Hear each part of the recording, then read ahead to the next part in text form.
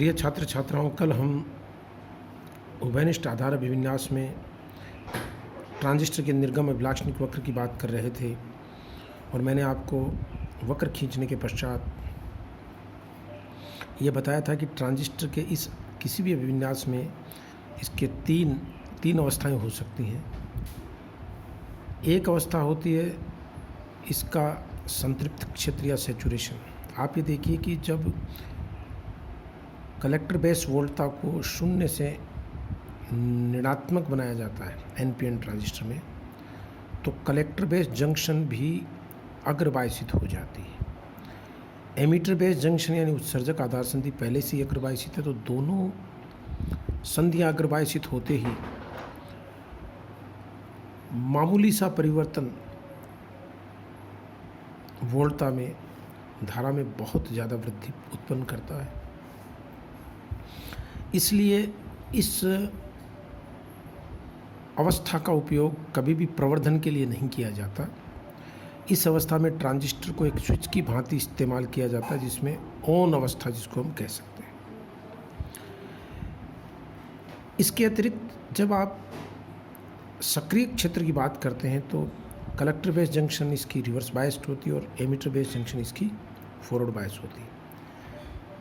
ऐसे में आप देख सकते हो कि आई का कोई भी परिवर्तन, मैं जैसे एक वक्र से दूसरे वक्र पे जाऊं तो 10 मिली एम्पियर से मान लीजिए आई का मान 20 मिली एम्पियर होता है, तो उसके संगत आई का मान भी बदलता है। आप ये देख सकते हो आई यहाँ ये थी और ये आई, यानी आई के किसी फाइनाइट चेंज के लिए उसकी कॉरस्पॉन्डिंग आई यानी कलेक्टर करंट में भी कोई चेंज आएगा।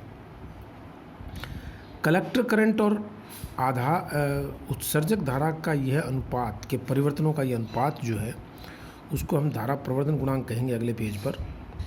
लेकिन इस स्थिति में कोई भी निवेशित संकेत एक निश्चित निर्गम संकेत के रूप में प्राप्त होता है। इस कारण इस अवस्था में ही ट्रांजिस्टर का उपयोग प्रवर्धक के रूप में किया जाता है। इसके विपरीत यदि आप आई बराबर 0 और VCB अक्ष के मध्य का क्षेत्र देखें तो I इक्वल टू 0 या उससे नीचे ले जाने का अर्थ है कि आपने एमीटर बेस जंक्शन को भी रिवर्स बायस कर दिया, पश्च बायसित कर दिया। इसलिए ट्रांजिस्टर की दोनों संधियां पश्च बायसित होती हैं और ये अंतक अवस्था में कट ऑफ मोड में कहलाता है। ये बात मैंने कल समझाने का प्रयास किया था, लेकिन समय सीमा के कारण मैं बता नहीं पाया। आज मैंने इसको समझा दिया है। ये मैंने परिभाषाएं भी लिख दी हैं कि सक्रिय क्षेत्र में संग्राहक संधि पश्च तथा उत्सर्जक आधार संधि अग्रबायसित होती है। इसके अतिरिक्त जब आई बराबर 0 होती है तो आई का मान ICO, यानी आपको ये देखना है कि आई बराबर 0 होने पर भी आई का मान 0 क्यों नहीं हुआ, क्योंकि रिवर्स बायस करंट जो है कलेक्टर बेस जंक्शन पे वो उत्पन्न हुई, जिसको हम ICO के नाम से जान रहे हैं। पश्च बायस धारा इसके तुल्य होता है और फिर आप देख सकते हो आई बढ़ाने पर IC का मान संगत रूप से बढ़ता है। अंतक क्षेत्र, इसमें दोनों संधियां उत्क्रम बायस में होती है। ये मैंने ये शेडेड एरिया से ये अंतक क्षेत्र बताया। ट्रांजिस्टर का इस्तेमाल कट ऑफ मोड में ऑफ स्विच की तरह करते हैं। इलेक्ट्रॉनिक्स में जो स्विचिंग का काम है वो डायोड और ट्रांजिस्टर करते हैं, और ट्रांजिस्टर ऑफ स्विच कब होगा, जब दोनों संधियां इसकी पश्च बायसित होगी। तीसरा क्षेत्र है संतृप्त क्षेत्र, जिसका मैंने जिक्र अभी किया। जब दोनों संधियां अग्रबायसित होती हैं तो वोल्टता में मामूली सा परिवर्तन कलेक्टर करंट को बहुत ज़्यादा बदल देता है। इसलिए धाराओं में परिवर्तन अत्यधिक होता है थोड़े से वोल्टता परिवर्तन से, और इसको हम संतृप्त क्षेत्र कहते हैं। और ट्रांजिस्टर के ऑन स्विच की भांति इसमें इस्तेमाल किया जाता है। तो ये स्विचिंग का काम ट्रांजिस्टर का होता है। और मैं आपको यहाँ ये बताना चाहूँगा, आपके सामान्य ज्ञान के लिए, कभी किसी कंपटीशन में पूछते हैं कि ट्रांजिस्टर और डायोड में से अगर आपको सेलेक्ट करना पड़े तो कौन सा स्विचिंग का काम अच्छा करेगा, तो आपका सरल उत्तर होना चाहिए, अत्यधिक कॉम्प्लेक्स नहीं होना चाहिए, कॉम्प्लिकेटेड। आप लिखेंगे या बताएंगे कि transistor is a better switch, ये एक अच्छे स्विच की तरह काम करता है। अगला पूछेगा क्यों, तो आप बहुत सरल सा जवाब फिर से देंगे कि आरोपित संकेत की आवृत्ति अगर उच्च हो तो बहुत तेज़ी से संकेत की दिशा बदलने पर, उसकी वैल्यू बदलने पर डायोड जो है वो अपनी फॉरवर्ड और रिवर्स बायस को उतनी तेज़ी से नहीं बदल पाता, इस कारण से वो एक अच्छे स्विच की तरह कार्य नहीं करता। जबकि ट्रांजिस्टर में हाई फ्रीक्वेंसी के सिग्नल के लिए भी अपने आप को एडजस्ट करने की, क्योंकि इसमें दो संधियाँ होती हैं, एडजस्ट करने की क्षमता होती है, इस कारण से इसकी स्विचिंग जो पावर है वो या स्विचिंग इसकी क्षमता है वो अधिक होती है। अब जैसे मैंने कॉमन एमीटर कॉन्फ़िगरेशन में दो पैरामीटर डिफाइन किए, बीटा और आर ओ, वैसे ही मैं यहाँ पर भी दो पैरामीटर डिफाइन करूँगा, आर ओ बराबर delta v c b upon delta i c, यानी उत्सर्जक धारा के नियतमान पर निर्गम वोल्टता में परिवर्तन और उसके संगत निर्गम धारा में परिवर्तनों का अनुपात ही ट्रांजिस्टर का निर्गम प्रतिरोध कहलाता है। इसका मान उच्च होता है, कारण बहुत स्पष्ट है, क्योंकि आप देख सकते हैं इस ग्राफ से कि VCB में आमूलचूल परिवर्तन के बाद भी IC में कॉरस्पॉन्डिंग चेंज बहुत कम आता है। इस कारण से delta VCB upon delta ICB का मान बहुत उच्च होता है। प्रिय छात्र छात्राओं, उभयनिष्ठ आधार अभिविन्यास में धारा प्रवर्धन गुणांक निर्गम धारा में परिवर्तन अपॉन निवेशी धारा में परिवर्तन, यहाँ मैं दो तरीके से अल्फ़ा, इसको हम अल्फ़ा से डिनोट करेंगे कॉमन बेस में। मैं बच्चों को बता दूं कि यहाँ हम दो बातें एक साथ लिख रहे हैं, स्थैतिक और गतिक, इसके ऊपर मैं इसके बाद चर्चा करने वाला हूँ।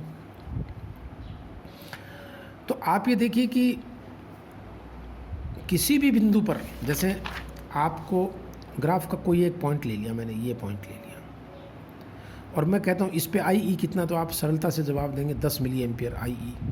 इसके कॉरस्पॉन्डिंग इस लाइन पे परपेंडिकुलर डाल करके, लंब डाल करके आप IC का मान निकाल लीजिए, ये IC आ गया। अगर IC अपॉन IE का मान एक निश्चित बिंदु के लिए लिया जाता है तो उसे स्थैतिक धारा लाभ बोलते हैं। हो सकता है इसका मान अलग अलग बिंदुओं पे अलग अलग आ जाए, लेकिन प्रिय छात्र छात्राओं, अगर हम ग्राफ के दो बिंदु लेते हैं और उसके अंदर परिवर्तन देखते हैं, जैसे मैं कहता हूँ कि ये एक लाइन प्लॉट कर लीजिए आप, इस लाइन पे IE का मान कितना है 10 मिली एम्पियर, इस बिंदु पे 20 मिली एम्पियर, तो यहाँ से यहाँ जाने में IE का परिवर्तन कितना आया 20 माइनस 10 बराबर 10 मिली एम्पियर। तो आप लिखेंगे सर डेल्टा IE बराबर 10 मिली एम्पियर आ गया। ओके, इसके कॉरस्पॉन्डिंग आप यहाँ लंब डालिए, ये डालिए और ये डालिए, और ये IC और इन IC का अनुपात ले लीजिए। मान लो ये डेल्टा IC 9.9 मिली एम्पियर आ गया, सपोज कीजिए। तो आपका जो अल्फ़ा निकल के आएगा डायनेमिक, वो कितना आ जाएगा, अल्फ़ा डायनेमिक आ जाएगा, या AC लिखते हैं कुछ किताबें इसको, अल्फ़ा AC बराबर कितना आएगा 9.9/10 बराबर 0.99 उत्तर आ जाएगा आपका। ये तरीका है इसको सॉल्व करने का, इसको प्राप्त करने का। तो मैंने धारा प्रवर्धन गुणांक जो परिभाषित किया है वो है स्थैतिक का मतलब एक निश्चित बिंदु पर, और गतिक का मतलब दो बिंदुओं या ग्राफ के ऊपर परिवर्तन के अनुसार। ये होशियार बच्चे समझते हैं कि डायनेमिक शब्द जहाँ पे भी आता है, गतिक का इंग्लिश में मतलब होता है डायनेमिक। डायनेमिक आने का मतलब ये जहाँ परिवर्तन हो, और स्थैतिक का मतलब स्टैटिक, जहाँ स्थिरता हो। तो जब भी किसी ग्राफ के ऊपर आप कोई भी एक बिंदु पे y एक्सिस और x मानों का अनुपात लेते हैं, जैसे ये y वैल्यू हो गई x, तो बच्चों y अपॉन x बराबर कितना हो जाएगा, ये स्थैतिक होगा। और आप में से कोई होशियार बच्चे कहेगा सर मैं तो दो बिंदु लेऊंगा, ये ले लो भाई, ये लो, ये डेल्टा y आ जाएगा, डेल्टा x आ गया, डेल्टा y, ये डेल्टा x हो गया और ये डेल्टा y, और इनका अनुपात क्या होगा delta y by delta x, ये डायनेमिक हो गया। तो आज के बाद कभी पूछे स्थैतिक और डायनेमिक में क्या फ़र्क है, तो बड़े आराम से आप उत्तर दीजिए कि स्थैतिक का मतलब एक बिंदु विशेष और डायनेमिक का मतलब परिवर्तन की दर। अब इससे संबंधित क्या प्रश्न परीक्षा में आते हैं वो मैं अल्फा और बीटा को परिभाषित कर इसका संबंध ज्ञात करूँ। ये हमारा अगले लेक्चर में मेरा ये प्रयास रहेगा आपको इसको समझाने का। Thank you.